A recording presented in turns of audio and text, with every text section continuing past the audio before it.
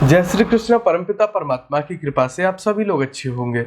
भगवान कहते हैं योगः कर्मसु कौशलम, कर्म में कुशलता का नाम योग है। अब बात समझेंगे कि कर्म में कुशलता कैसे आएगी। हमेशा ध्यान रखिए, जीवन में जो भी जिम्मेदारी मिले, जितनी भी कठिनाइयां, जितनी भी जिम्मेदारियां मिले, सबसे प्रेम करना सीख जाओ। आपके कर्म में कुशलता स्वतः ही आने लग जाएगी।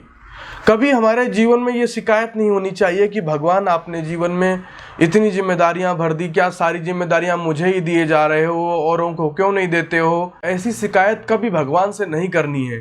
भगवान से क्या कहना है कि हे प्रभु, जिम्मेदारियां चाहे जितनी देना, हमारे कंधों पे जिम्मेदारियां चाहे जितनी देना, लेकिन इन कंधों को इतना मजबूत बनाना, इन कंधों को इतना बलवान बनाना कि इन जिम्मेदारियों को हंसते मुस्कुराते हुए हम उठा सकें। ऐसी प्रार्थना करनी है। हमेशा ध्यान रखिए कि दुनिया में, समाज में, संसार में जिम्मेदार आदमी की कद्र हुई है, जिम्मेदार आदमी पूजा गया है। परिवार में यदि एक भी जिम्मेदार आदमी है तो पूरे परिवार को साथ ले जाएगा, पूरे परिवार को पार कर देगा। और यदि गैर जिम्मेदार लोग हैं तो कितना भी बड़ा परिवार हो, कितना भी धनवान परिवार हो, एक न एक दिन नष्टता को जरूर प्राप्त होगा। क्योंकि जिसने जीवन को समझा, जिसने जीवन को जाना, उन लोगों ने कहा कि जिम्मेदारियों का आवाहन या जिम्मेदारियों को बुलाना और उनका अच्छे से निर्वाहन करना बहुत आवश्यक है। और जिम्मेदार व्यक्ति ही संपूर्ण संसार में पूजा गया।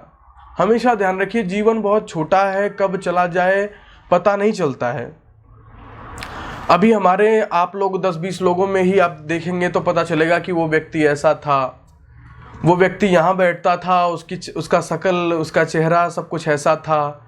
उसके बनाए हुए मकान भी खड़े हैं, उसकी बनाई हुई दुकान भी है, उसकी गाड़ियां खड़ी हैं, उसके तिजोरी में धन भी है, लेकिन जिसके लिए सब कुछ है वो ही नहीं है।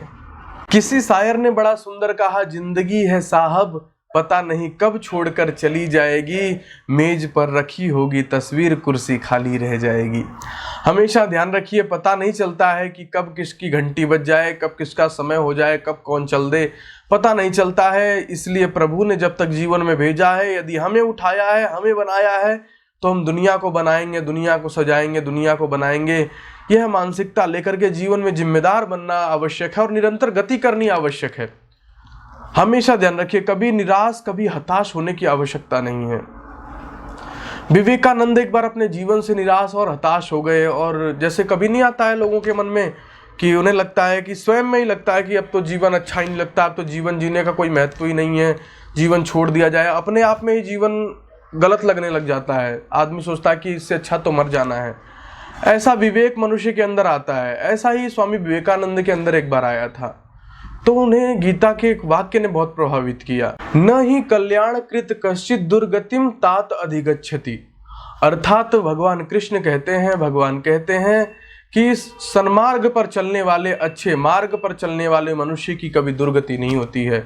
जो मनुष्य सत्य के रास्ते पर चल रहा है, जो मनुष्य जीवन में अच्छे गुणों को लेकर के चल रहा है, उस मनुष्य की कभी अवनति नहीं हो सकती है, उसकी हमेशा उन्नति होती रहेगी। बस इस छोटे से वाक्य ने विवेकानंद के पूरे जीवन को प्रभावित कर दिया। हमेशा ध्यान रखिए कि जीवन के बदलाव के लिए कौन सी छोटी सी बात कहां से आकर के मिल जाए पता नहीं चलता है, कब जीवन बदल जाए, किसकी छोटी सी बात आकर के जीवन बदल दे, जीवन में पता नहीं चलता है। भगवान कृष्ण ये भी कहते हैं कि अपना उद्धार, गीता में कहते हैं कि अपना उद्धार स्वयं करो और लग जाओ जीवन में, आगे बढ़ो, अपने आप को इतना दृढ़ बनाओ, अपने आप को इतना मजबूत बनाओ। मुझे याद आती है एक कहानी। स्वेट मार्डन एक नवयुवक की कहानी लिखते हैं और कहानी का बड़ा सुंदर प्रसंग है, वो आप लोग समझिएगा। स्वेट मार्डन लिखते हैं कि एक नवयुवक था, नौजवान, वो जॉब की तलाश में था। इंटरव्यू में उसे फेल कर दिया गया, कहीं जॉब नहीं मिल रही थी, यहाँ वहाँ घूम रहा था, पेपर नहीं क्लियर हुआ। घर जाता, घर वाले कहते हैं निकम्मे की तरह घूमता रहता है, कुछ करता धरता नहीं है, 2-4 पैसे कमाए, पैसे कहाँ से आएंगे, पैसे की व्यवस्था कहाँ से होगी। ताने मेहनत सुनकर के गांव समाज के उसके मन में विचार आया कि अब ऐसा जीवन जीने से क्या फायदा, जहां कोई साथ देने के लिए ही तैयार नहीं है। अब इससे अच्छा तो ये होगा क्यों ना जीवन का त्याग ही कर दिया जाए। वो मरने के लिए एक पुल के पास जाकर के खड़ा हो जाता है छलांग लगाने के लिए। जब छलांग लगाने के लिए खड़ा हो जाता है तो वो देखता है कि साइड में कोई किताबों की, उसके पुल के दूसरी तरफ किताबों का कोई स्टॉल लगा हुआ है, वहाँ बहुत सारी किताबें बिक रही हैं, वहाँ मेला लगा हुआ है। सोचा कि मरना तो है ही, सुबह से अच्छा फिर शाम को मर जाएंगे, थोड़ा देख लें क्या बिक रहा है और क्या स्थिति है। वहाँ पहुँचा तो उसमें जो सबसे पहली किताब उसे दिखाई दी, उसका नाम था मैं तेरा साथ दूंगा। उसने उस किताब को खोला और खोल करके उसमें दूसरा खोल करके पढ़ना शुरू किया तो उसमें था कि तुम परेशान क्यों हो, तुम्हारी अशांति का कारण क्या है, तुम क्यों दुखी हो। इस प्रकार उस सारे चैप्टर का नाम था। उसने किताब पढ़ी, किताब पढ़ के उसके मन में आया क्यों ना इस लेखक से मिला जाए, मरना तो है ही। अब भाई चाहे सुबह मर लें चाहे शाम को, चाहे सुबह अगले दिन सुबह मर लेंगे, एक काम करते हैं लेखक से मिल ही आते हैं। लेखक के पास पहुंचा, दरवाजा खटखटाया, उसने कहा कौन, तो उसने बताया कि मेरी पूरी ऐसी सी कहानी है, मैं तो जीवन त्यागने जा रहा था लेकिन सोचा एक बार आपसे मिलते चलूं। उन्होंने पूछा क्यों मरना चाहते हैं आप। उसने कहा कि मैं पढ़ा लिखा आदमी, जीवन में कुछ करना चाहता हूं पर किसी का सहारा नहीं है, किसी की सहायता नहीं मिल पा रही है।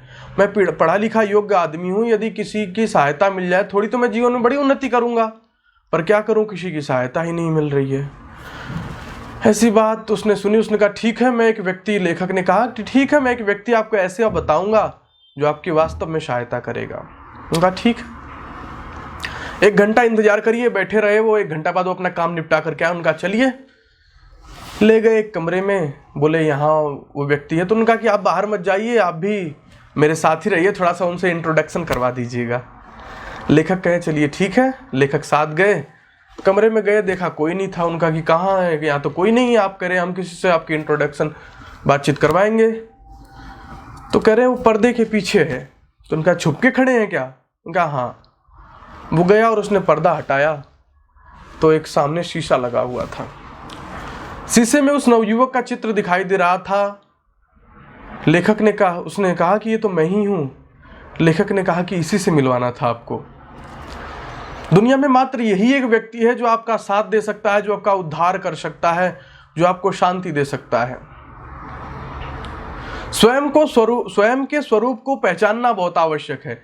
जिस दिन आप अपने आप को पहचान गए, जिस दिन आप अपने आप से प्रेम करना सीख गए, उस दिन आप अपने जीवन को पहचान लेंगे।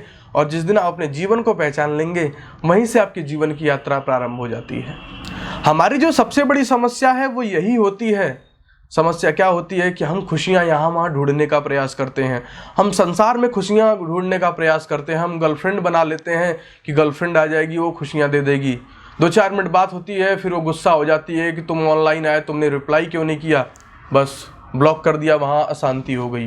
तुमने सोचा चलो यहाँ बात नहीं बनी, विवाह कर लेते हैं, विवाह करने के बाद शायद शांति मिल जाएगी।